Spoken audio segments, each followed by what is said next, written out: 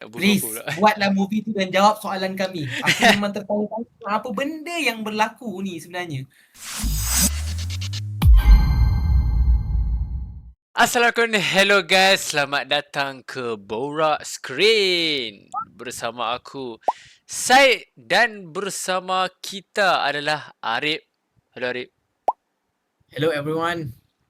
Borak screen. Yeah. So, untuk malam ni, kita nak borak lebih. Sebab sebelum ni kita dah borak dah pasal satu filem ni yang bertajuk Mikael, Pemburu Dua Alam. Aku tak salah kan tajuk tu, betul kan? Betul, betul, betul. Aku yang intro Yes. sebelum ni tak payah.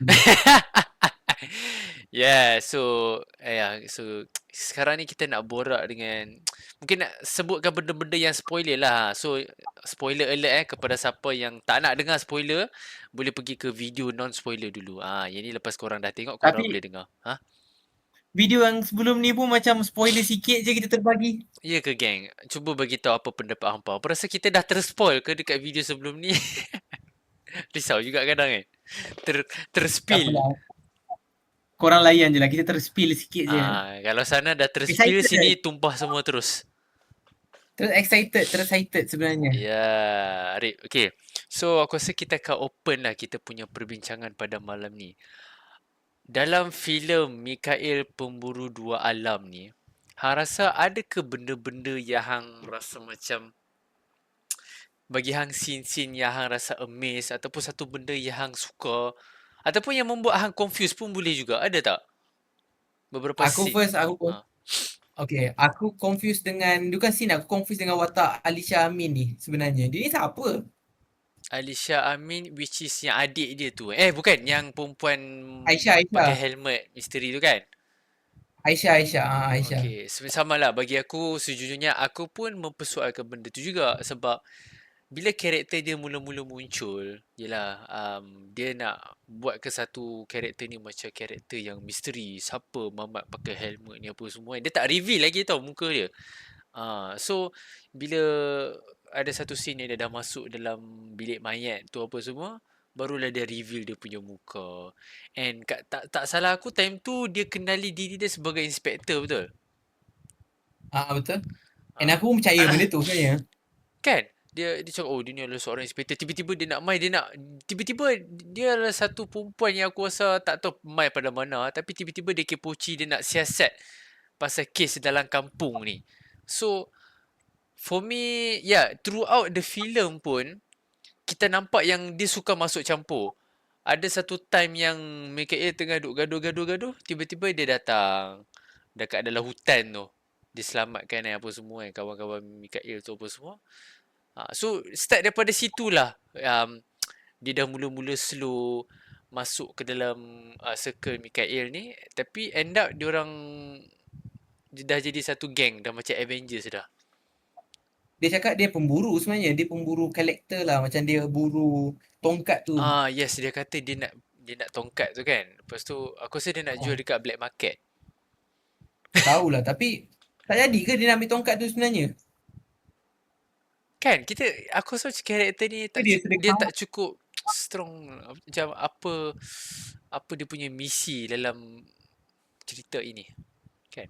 So, ya. So, aku rasa mungkin tak tahulah. Aku rasa diorang, patutnya pengarah mesti sedar je benda ni. Aku rasa diorang sedar je. Tapi adakah diorang nak bawa ke next movie? And Boleh aku jadi harap ya. kalau betul dia nak bawa ke, kalau betul lah dia nak bawa ke next movie, and aku harap benda tu jadilah. Kalau tak jadi memang tak terjawab lah cerita dia. Weh. Sebab next movie dia akan, kalau betul benda ni jadi, akan ada Bron Palare kan. Kalau kat cameo tu kan. Sebut dah dia chief kan. Ya Dia apa, ya. dia hisap pop tu kan. Oh, masa keluar dia punya apa, dia reveal muka siapa chief tu kan. Gempak Bron Palare weh. Ya sebab alah-alah hang pun dah mention Bron Palare. Aku just nak beritahu something lah bila aku tengok filem tu. Dia pun ada satu elemen misteri juga, which is chief. Bron Palare ni dia sebagai chief dalam cerita ni. Oh, Dia lah chief, dia lah yang mula-mula call Mikael, kita ada kes dah semakin melampau kes ni apa semua kan. Time tu scene tu dia tunjuk mulut je. Kita ingat suara dia aja. Tapi kan sejujurnya Masa aku tengok filem tu, aku dapat rasakan tau tu burung pelari sebab suara dengan cara bercakap dia. Serius ah? Aku Ah, tak sangka langsung. aku Aku rasa macam tapi just macam aku diam je siapa lah. je yang pakai kan. Aku Ha macam fikir siapa je lah kan dia kan. Tak kisahlah kan. Macam tak penting lah. Rupanya wow. Rupanya Zahir Omar dia ada simpan something. Dia tak buka buah lagi. Even burung pelari tu pun sepanjang filem dia tak tunjuk langsung muka dia except for the post credit scene tu ataupun Yeah. pre credit scene. And aku rasa mungkin dia akan ceritakan watak apa mendalami watak Elisha Amin ni lebih lagi kot masa apa movie kedua kalau ada. And aku rasa watak Aisyah ni memang perlu diceritakan. Aku mungkin rasa aku husnuzon lah yang pengarah nak bawa vibe-vibe cerita Marvel kot. Like sentiasa misterius, ada persoalan yang perlu dijawab sebagainya kan. Mm-mm. So ni ada persoalan yang masih lagi tak terjawab lah. Okay, tak apa. So okay, kita Jadi move on je. filem ni dia bukan Astro Show punya kan? Ke Astro Show punya? Dia Finas. Kan hujung-hujung tu ada apa ada dia dah kredit siap-siap under siapa kan? Oh Under ya. Finas. Under dia bukan under Finas, cumanya filem ni ditaja oleh Finas. Hmm. Uh, Okay, terbayar. okay, next. Okay, bagi Aku aku lah. soalan. Um, benda ni mungkin kita boleh bincang ataupun buat teori ke apa kan. Tak salah, tapi kalau aku tengok balik, okay, aku tanya je lah. Aku tak tahu lah dia terjawab ke tak dalam filem ni. Mungkin aku tak ingat. Um, apa jadi dengan adik Mikael tu sebenarnya? Sebab dalam filem Adik ni, Mika ni. ha? Jawab sekali. Tak, aku just nak kata yang dalam filem ni dia tak jawab direct. Kadang dia bagi scene sikit sebab kan ada scene throwback, scene flashback. Dia bagi sikit, dia bagi sikit. Dia macam Project Mary punya filem. Hmm, apa jadi? Tak silap aku dia masuk ke dalam dunia jin. And aku masih tertanya lagi lah masa hujung-hujung fighting scene tu sebenarnya dia hidup balik ke macam mana dia keluar balik pada dunia jin ke ataupun dia termasuk balik ke apa ke sebenarnya macam hujung-hujung tu nampak kena sedut balik tu. Itulah sebab persoalan yang bermain di minda aku ni adalah adik dia ni dia dikategori sebagai adakah dia manusia yang terperangkap dalam dunia jin ataupun dia memang dah jadi jin ataupun dia mati lepas tu dia hidup balik sebagai jin. Aku tak tahu. Mungkin tu pun akan jadi misi kedua apa untuk cerita kedua nanti. Memang sekarang ni apa-apa persoalan aku akan bawa pergi ke apa next movie lah. Siap kalau tak siap buat next movie tau. Memang Kita memang apa kita tulis semua soalan ni next movie kita tengok dah jawab belum? Dah jawab okey tick settle. tu kalau dia tak buat next movie tu aku tak Tapi tahulah macam mana. bagi aku rasa director sengaja buat benda ni sebab bila ada persoalan, bila ada benda yang tak terjawab dalam sebuah filem, dia memang akan membuatkan audience sentiasa bercakap pasal benda tu. Aku rasa Ya, tu macam lah kita lah game dia. sekarang. Macam kita lah sekarang. People will talk about the film after they watch the film. So memang dia penat benda tu. Tak ada lah kita tengok filem tu kita rasa puas. Okay, aku dah faham semua 100%. Tak ada benda apa pun aku nak tanya. Tapi dia create satu benda ni kita macam siapa benda ni? Jadi siapa Mamat ni sebenarnya? Macam tu. So, kepada Tuan Zahir Omar, tahniah anda membuatkan kami tertanya-tanya dan masih lagi nak next movie untuk Mikael. Tak tahu lah Kan? lepas ni pemburu dalam ke pemburu misteri ke apa ke wallahu alam but Dia nak buru apa please pula? buatlah movie tu dan jawab soalan kami. Aku memang tertanya-tanya apa benda yang berlaku ni sebenarnya.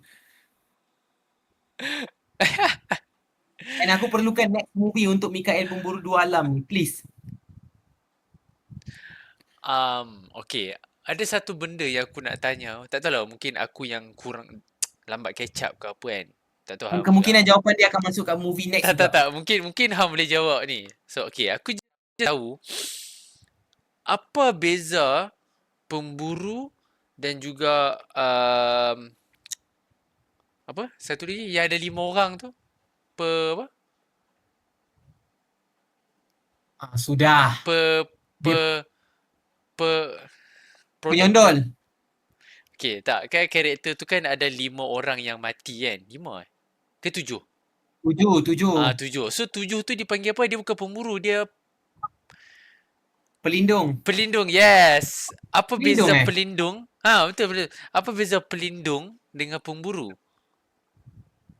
Okey, kalau dalam cerita ni aku nampak pelindung ni dia macam dia pelindung ni dia menyeimbangi antara apa orang cakap dunia jin dan juga dunia manusia ni. Moyang-moyang depa kan dulu. Yang Ah, start benda ni so kalau benda ni dah di apa di break barulah apa orang cakap Okey. barulah ketua jin tu boleh keluar. Tapi Seb pada pemburu dua alam, kalau pemburu pula, hmm, pemburu tu dia macam memburu je lah. I see. Yang aku faham lah dia Ah, memburu lah memburu jin kan. Cumanya aku nampak macam ada speciality sikit lah dekat pemburu ni kan. Bila dia bunuh manusia macam dekat tu hujung-hujung tadi kan. Kan dia orang perangkap yang penghulu tu perangkap ya. pemburu kan. Sebenarnya dia adalah pelindung ketujuh. So bila dia membunuh manusia, so dekat situ lah dia membuka satu pintu laluan kepada jin tu nak keluar. Itulah sebab masa sepanjang aku tengok tu, aku rasa aku ada satu part yang aku salah tafsir sebenarnya. Tapi dalam salah tafsir tu pun benda tu jadi juga sebab bila depa dah mention, okay, kawan kat peta tu kan, kawasan ni siapa punya. So ada 7 orang. So aku lupa time tu sebenarnya benda ni berlainan. Pemburu lain, pelindung lain. Aku masa cerita yang kita nak rungkai misteri siapa punya tanah tu, at the back of my head, aku duk rasa last kali yang ketujuh tu adalah Mikael tu sendiri. Sebab aku duk assume okay, semua ni adalah pelindung. So aku ingat si Remy Ishak ni pun pelindung juga. Tapi bila dah nak dekat-dekat tu, bila dia dah mention ni apa yang Chinese tu punya tu kan, apa Inspector Cock tu punya, dia aku macam ya alah, yang Mikael ni karakter dia bukan pelindung, dia pemburu. So aku kat situ lah baru aku perasan ada dua benda yang berlainan. Pemburu is lain, pelindung is lain. Dia bukan role yang sama. Ah. So tapi bila sampai ke ujung-ujung tu, situlah dia punya plot twist sebenarnya. Kan Inspector Court tu ada mention yang mungkin dulu tu memang dulu tu moyang dia punya. Tapi ada orang tu beli. So dia tak tahulah tanah tu jadi jual ke tak apa semua kan. So tapi end up sebenarnya Mikael lah the final pelindung. So adakah di sini bermaksud Mikael tu kedua-duanya? Dialah pemburu, dialah pelindung. Dia ada dua role sebenarnya. Kan? Ya, yeah, dia pemburu dan juga dua pelindung. Dia adalah pelindung sebenarnya. Before that dia adalah pemburu. Dia Okay. digelar pemburu Bila pemburu cakap bangsat. bila cakap pasal pemburu, dalam filem ni dia ada tak ceritakan, aku rasa macam tak, pemburu ni macam mana Mikael boleh jadi pemburu? Itu background story tak ada cerita lah. Yang itu memang akan jawab. Mungkin tak tahu dia akan jawab pada movie kedua. Dia akan jawab pada movie ketiga pula. Se- Background si Sebab Mikael ni. ya aku rasa sebab bila kita tengok filem ni start filem tu je terus Mikael tu dah jadi pemburu. Dia tak Ya. ceritakan yang dulu dia mungkin budak biasa, tiba-tiba diberi hidayah, diberi tanggungjawab yang berat, dia Ya. terpaksa menjadi pemburu. Benda tu tak Ya. ada. Dia skip benda tu semua, pak hang terus jadi pemburu. Baik, aku rasa aku okey je dengan apa that kind of storyline. Maksudnya sebab dia start-start memang dah tanpa jawapan kepada satu persoalan background dia apa. Sebab maybe dia nak simpan untuk next punya, but ataupun maybe memang like Hmm. itu adalah dia, so kita tak perlu nak ditanya apa dia sebenarnya, just kita tahu siapa apa kuasa dia, apa yang dia boleh buat, cukup lah. Tak perlu tahu macam mana dia dapat apa semua. Maybe ada benda yang dia orang tak nak menjawab lah kan. Hmm. Sama ada dia simpan untuk next ataupun memang dia tak nak jawab benda tu. Aku rasa itulah kot. Banyak Okay. je cerita-cerita movie-movie yang memang tak menjawab dan tak menceritakan kenapa orang ni macam ni kan. Betul. Aku rasa Long dekat as Aha. as long as benda tu tak membawa satu masalah yang besar kepada movie tu lah. Yeah, sebab yelah aku dah dengar lah beberapa director luar bercakap yang luar negara apa semua kan. Sebenarnya benda ni dia saja filem ni saja letak ke satu ruang untuk audience dia imajinasi, menggunakan kreativiti, buat assumption. Is a free thing. Benda yang tak di-explain dalam filem, kat situlah audience boleh berteori. Just use your freedom. So macam tadi kata lah, dia something untuk diperbualkan apa semua kan. Mungkin untuk orang yang filem enthusiast lah, so kadang dia pun nak tahu lebih kan. Filem storyline bagi banyak ni je. Tapi sesetengah orang dia nak tahu paha, dia nak betis. Macam tu, minta paha nak minta dapat betis macam tu kan, benda-benda macam tu lah. So okay, Ha. aku ada satu lagi persoalan, last one, yang sebenarnya benda ni pun kita dah ada ulas sikit dekat kita punya non spoiler, iaitu apakah background penghulu tu. Itu pun sebenarnya menjadi persoalan juga. Sebab seperti mana yang kita tahu, plot twist dia adalah penghulu tu sebenarnya jahat. Dia telah dirasuk oleh prince jin tu sendiri. Tapi dia tak ceritakan how that happen. Macam mana penghulu tu daripada baik menjadi jahat. Macam mana waktu bila yang dia dirasuk. So all this time kita tengok filem tu, yang kita tengok dia tiba-tiba dia duduk kata dekat dia punya penduduk kampung, sabar, sabar, kita cuba selesaikan masalah ni secepat yang mungkin. Sebenarnya dia dah jahat dah time tu. Kita tak tahu Memang dia bila dia jahat. terjahat. Dia memang jahat Dia all memang time. jahat dah sebenarnya. Nampak macam memang dah jahat dah. Cuma dia berlakon depan penduduk kampung lah. But pandailah dia bawa watak tu kan. Aku pun tak sangka sebenarnya benda tu plot twist. But aku ingat plot twist tu kalau dia bawa pergi hujung lagi bagus lah. Maksudnya dia sekalikan dengan plot twist yang sebenarnya Mikael tu adalah ketujuh kan. Setuju, setuju. Pelindung ketujuh. Lepas tu tambah pula dengan penghulu tu kan. Tapi dia kena tambah sikit lagi lah watak-watak penghulu ni macam menolong ke, tunjukkan dia baik ke awal tu kan. Maybe lagi macam double plot twist Ya, dia macam dia tu kan. dia akan bagi kita sebagai audience ni rasa sayang penghulu ni. Kita kira, oi bagus lah penghulu ni tolong orang apa semua kan. Dia sanggup Yes. korbankan. Tiba-tiba plap lah jahat.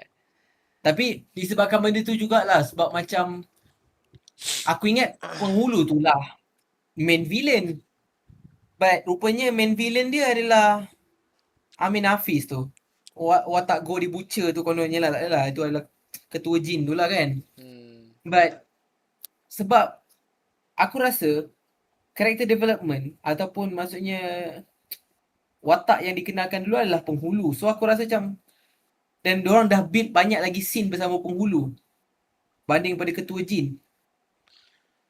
Dia sebab Watak penghulu ni banyak lagi ditunjukkan banding pada ketua jin. Jadi aku rasa macam patutnya mungkin kalau penghulu tu lah jadi apa orang cakap, jadi ketua apa, jadi main villain pun cantik jugalah kan bagi aku kan.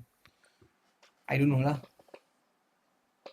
pada apa yang aku nampak adalah relationship di antara ketua jin ni dengan penghulu ni adalah ketua jin is the true villain. Dia hanya menggunakan penghulu tu sebagai puppet sahaja. Ya. Yeah. Puppet. Sebab jin ni dia terperangkap dalam dunia jin. Dia tak ada akses ke dunia manusia.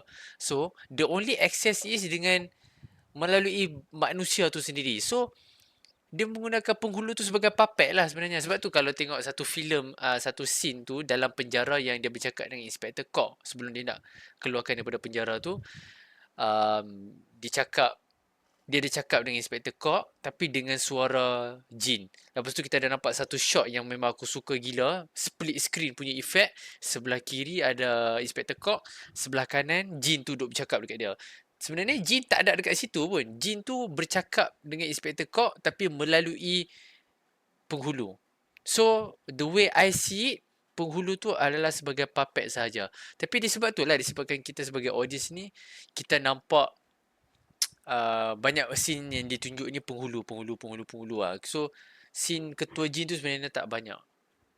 So that's why lah.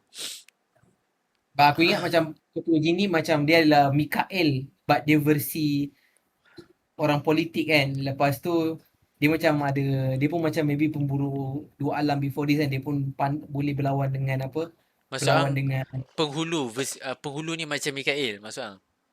dia macam Mikael sikit lah kan, contohnya lah kan. But dia boleh lawan dengan jin apa semua kan. Cumanya dia bertukar arah ke, dia adalah version villain ke yang jahat kan.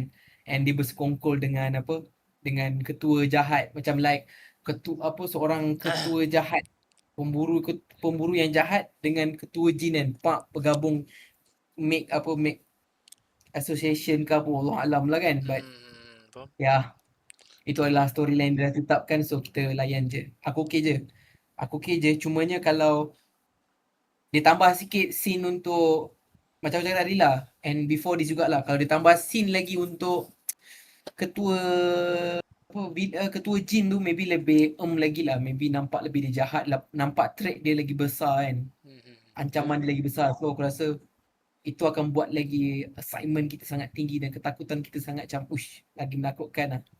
Okay. Aku macam aku ada satu je, aku rasa macam perlawanan di antara Mikael dengan Jin 13 tu Hmm. lebih kurang macam mana dia punya rasa susah nak lawan dengan ketua jin tu. Lebih kurang je. Macam senang je dia kalahkan ketua jin kan. But yelah, dia pakai dia tongkat sakti tu kan. Dia pakai tongkat sakti. Betul. Aku ingat bila dia ada tongkat sakti ni nampak dia berkuasa lah, kuasa lain lah kan. Sebab aku memang dah letak otak aku kat luar dah masa tu bila aku tengok cerita ni, cerita fiction. So biarlah dia nak bermain dengan apa pun dah kan. Dia nak jadikan tiba-tiba ada perisai ke apa ke, nak tukar jadi hak ke apa ke, wallahu alam lah, biarlah kan. Dia memang fiction kan. So aku terfikir bila dia pegang tongkat sakti tu adalah kuasa lebih lagi dapat kan. But okay, lain lah. Dia ke arah lain punya. Tapi dengan tongkat sakti tu dia boleh buat lah untuk bunuh ketua jin kan. Anggapkan balik ketua jin. Okay lah. Okay. Maksudnya dia tak overpower sangat lah Mikael ni bila pakai tongkat sakti. Setuju. Memang kita tak rasa ketua dia tak power. Macam biasa je. Apa yang membuatkan dia ketua? Nampak je scary, ada 3 mata. Okay, aku terfikir satu scene ni. Tapi ini tak penting pun sebenarnya. Tapi aku saja je nak sembang kan.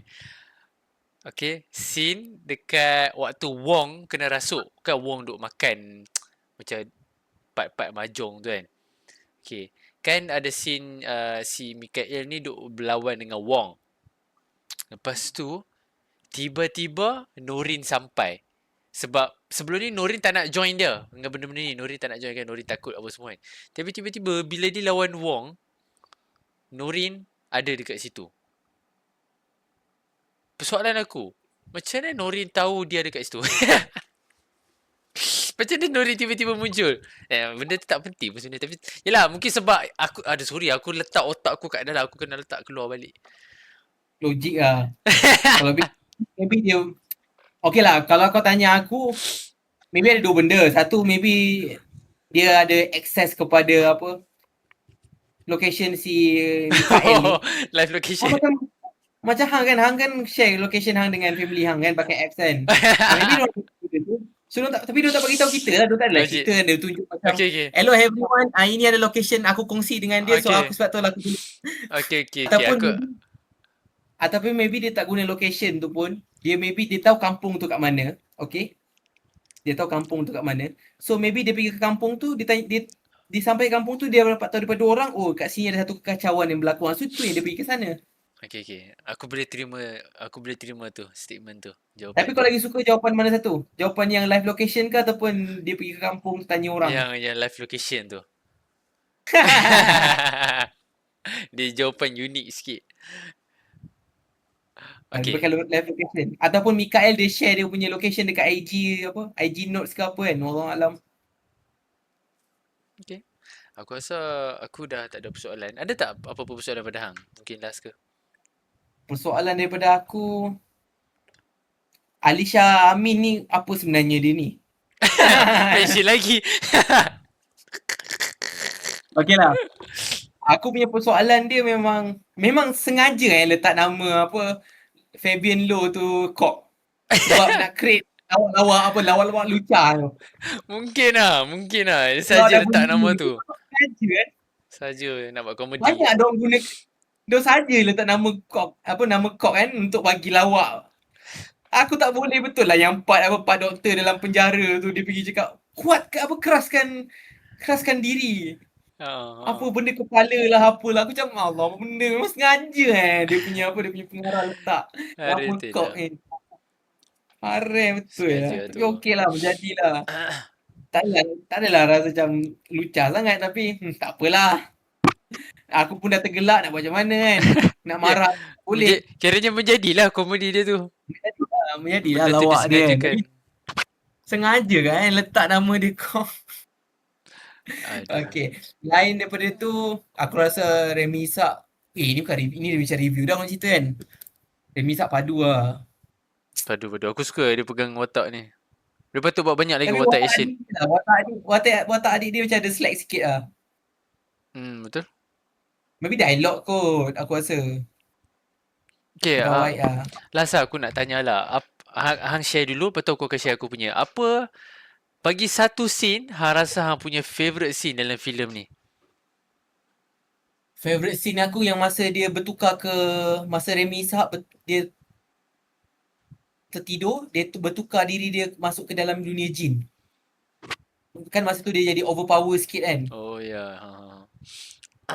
Aku rasa tu one of aku punya apa orang cakap one of aku punya favorite scene lah. Satu lagi favorite scene aku rasa kat bahagian bagi dua lah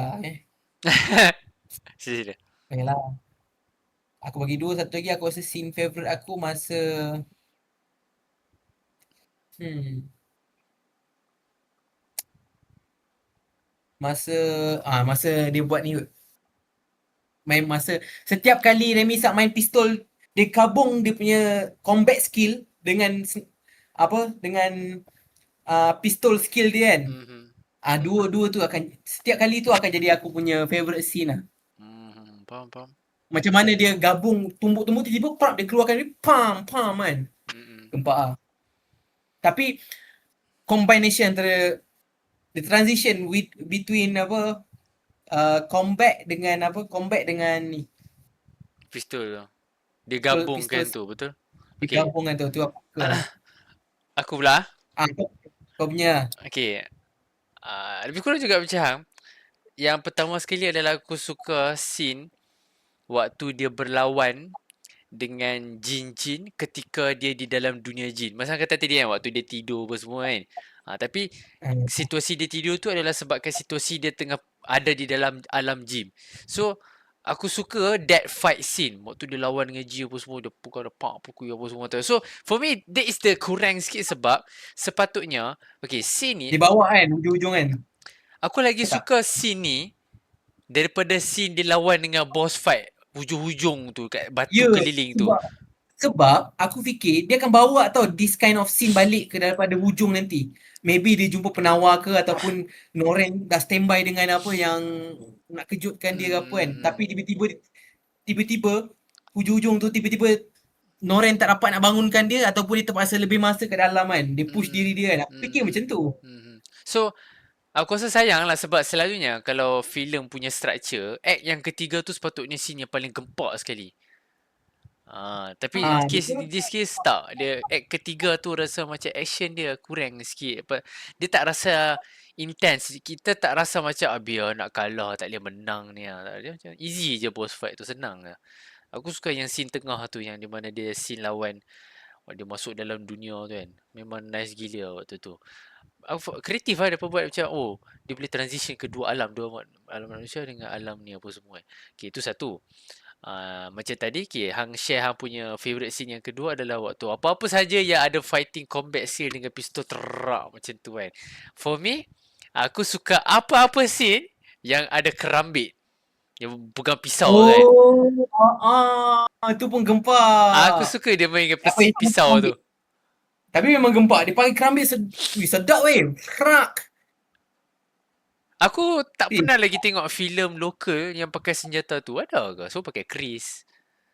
Kan? Aku biasa tengok Boomerang, Peluang Man. Tapi ingat, Peluang Man ada Remy Sak. Oh, dia sebagai apa tah? Adik-beradik lah silap. Adik-beradik ke apa? Aku lupa lah. Tak apalah.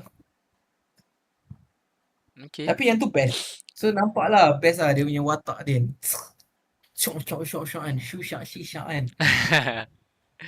So itulah kita punya favourite babak dalam cerita ni. So aku rasa tu je kot untuk kita punya beberapa spoiler Spoiler talk. talk untuk kali ni. kita just borak apa yang kita minat je lah Hmm. So itu kita punya spoiler talk untuk cerita Mikael Pemburu. aku nak tulis aku nak cakap penduduk dua alam. Penduduk pun boleh lah. Pemburu bang. Okay, so itu adalah kita punya spoiler talk untuk Mikael Pemburu Dua Alam. Apa pandangan korang? Mana satu favourite scene korang? Apa persoalan korang? Dan mungkin apa yang korang rasa korang favourite tapi mungkin orang lain tak favourite, ataupun mungkin yang korang rasa macam boleh tambah baik dengan Ya. movie Mikael Pemburu Dua Alam ni. Tinggalkan komen korang di bawah. Okay, dan paling penting jangan lupa subscribe kami. Sekarang ni kami dah cecah 20 orang subscriber. Oh yes. Jom kita aim ke 30 pula. Tak apalah. Kita macam pelan-pelan naik. Lepas tu spike. Pernah dengar tak lagu tu dekat TikTok? Azlan Proton Type. Nanti kau tengok sendiri. So jangan lupa. Jangan lupa. Okay, untuk subscribe kami. Kami sekarang ada 20 orang. Kita nak target untuk 30 orang. Tak apa. Kita pelan-pelan naik. Yes. Jangan nyanyi. Naik. Aku pelan-pelan naik. Cukup. Tak boleh berhenti dah. Aduh susah macam ni. Sekali Aku tak boleh berhenti lah. sekali dia dah buka mulut dah tak boleh tutup dah.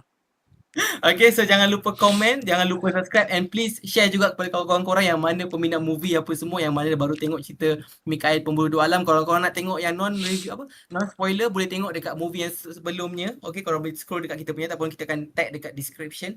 So itu sahaja untuk kita punya Oh, jangan lupa follow kita punya Social media. account sosial rasmi. Social media, ada TikTok, ada Insta. Threads belum lagi, belum buat lagi, tak berani lagi. Okay, bukan tak berani lah, cumanya yang IG dengan TikTok ni pun belum pergi jauh lagi kan. Tapi korang just tengok dekat description di bawah. Jangan lupa follow and bantu kami, support kami juga untuk grow kami punya account lebih lagi, untuk kami tambah semangat kami untuk tengok lagi banyak and review banyak lagi movie pada masa akan datang. So itu sahaja daripada saya, Arif and Syed, di dalam Borak Screen. So watch out, jumpa korang di next video. Bye bye. Bye-bye. Borak Screen.